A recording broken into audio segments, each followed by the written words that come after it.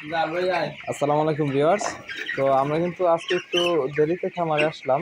এসে দেখি আমাদের সবগুলা পানির পাত্র শেষ। এই পাত্রে একটা পানির পাত্র আছে এবং আর যা পানির পাত্র ছিল সব খালি হয়ে গেছে। খাদ্যের পাত্র বেশ, এই যে ওইটা উল্টায় রাখছে, এটাও শেষ। এই তিনটা খাদ্য আছে, কিন্তু এই দিক দিয়ে খাদ্য এইটা শেষ, এইটা শেষ। মোটা মোটামুটি সবগুলা খাদ্য পানি সবগুলাই শেষ। ওই যে ওই খাদ্য শেষ, ওইটাও শেষ, সবগুলাই খাদ্য পানি শেষ। তার মানে ভালোই খাইছে। কারণটা হলো আজকে বৃষ্টিটা একটু কম হয়েছে, এবং আজকে মানে ওয়েদারটা একটু গরম ছিল। আর এখন আবারও বৃষ্টি দিন সাইজা দিছে, আবারও বৃষ্টি আসার পাও, বৃষ্টি আসার উপক্রম, আবারও বৃষ্টি আসতে পারে। তো এটা আসলে কিছু করার নাই, বৃষ্টি আসলেও কিছু করার নাই। তো আলহামদুলিল্লাহ আজকে আমাদের মুরগিগুলোর বয়স আনুমানিক 18 দিন প্লাস।